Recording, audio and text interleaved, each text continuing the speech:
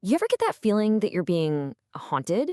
Not, by an actual ghost, but maybe by an idea or a memory or even a part of yourself that you just don't quite get?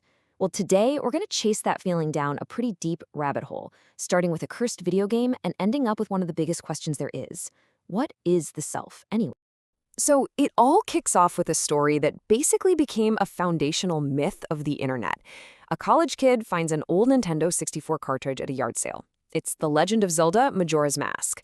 But from the moment he plugs it in, it's clear something is deeply, deeply wrong. And this is the line that got everyone.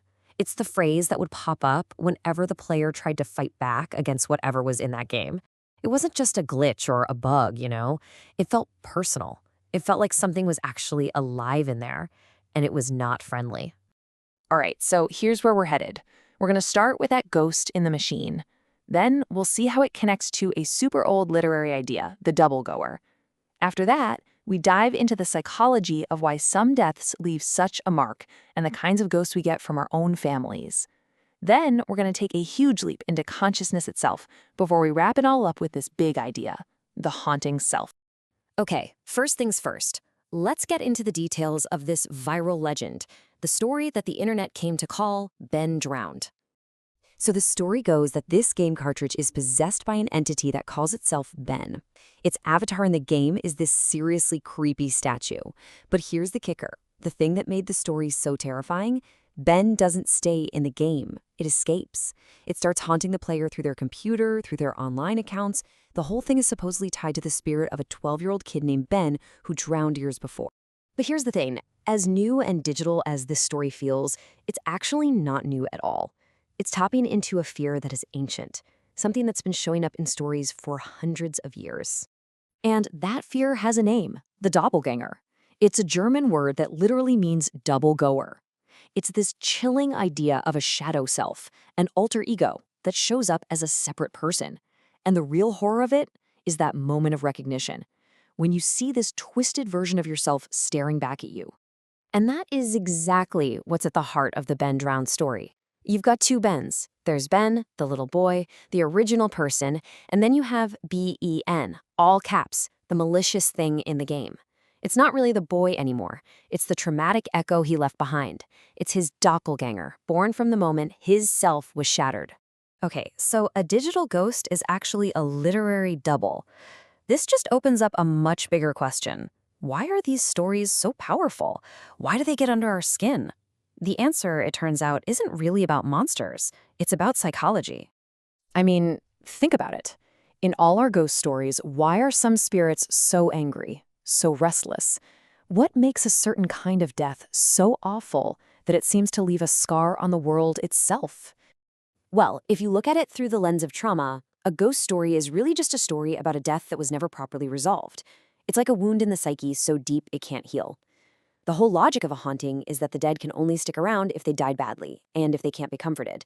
They're basically stuck on a loop, replaying their own trauma forever. And that unresolved wound, it's not just for the dead.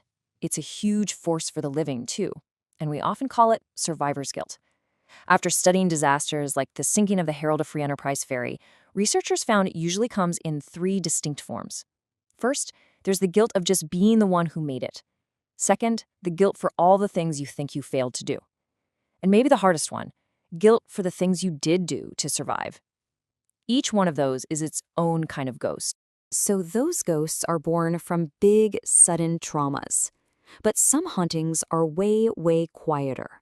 They get passed down through families, from one generation to the next, until we don't even see them as ghosts anymore. They just feel like family. The famous psychologist Carl Jung had this incredible insight. He said that pretty much nothing affects a child more powerfully than the unlived life of their parent. All those abandoned dreams, the paths not taken, the issues never dealt with, that stuff doesn't just vanish into thin air. So how does this kind of haunting actually play out? Well, a parent might push their kid to become a musician because they always wanted to be one. Or a child just sort of absorbs their parents' fear of failure, so they grow up never taking any risks. In a weird way, that unlived life becomes the parents' own doppelganger, a shadow they hand down to their kids to deal with. Okay, so now we're going to take our biggest leap. We've gone from digital ghosts to psychological ghosts. But what if the ultimate ghost story is about consciousness itself? Check this out. A major scientific study in the Netherlands looked at hundreds of people who survived cardiac arrest. And when I say survived, I mean they were clinically dead. No heartbeat, no breathing, flatlined brain activity, and then they were brought back. A wild 18% of them reported having a very clear, very real near-death experience while they were out. And we're not talking about some fuzzy dream. These people reported incredibly structured experiences. They described floating out of their body and seeing things in the room that were later verified. They saw a tunnel of light. They met relatives who had died. They experienced their entire life flashing before their eyes. All of this, remember, was happening while, according to our instruments, their brain was completely offline. This research brings up a radical, mind-bending question. We usually assume the brain produces consciousness, kind of like a light bulb produces light. But what if that's totally backward? What if the brain is more like a TV, and it's just receiving a consciousness signal that exists somewhere else? If that's the case, when the TV set breaks, when the brain is clinically dead, the broadcast doesn't stop. It's still going. All right, let's bring it all back home. We've got a haunted video game, a literary double, generational trauma, and the fundamental nature of consciousness. How in the world do all these pieces fit together? The ghost in the machine, the doppelganger, the unlived life of our parents, even the idea of a mind that can exist without a body, they're all just different ways of talking about the same thing. They are all stories about the parts of ourselves that are unresolved, the parts that we try to bury, but that just refuse to stay quiet, the parts that demand to be heard. So I'm going to leave you with this. The next time you feel that little haunted feeling, whether it's a pang of guilt, a pattern you keep repeating, or just a sense that there's more to you than you know, maybe just stop for a second and ask, what part of me is trying to get my attention right now?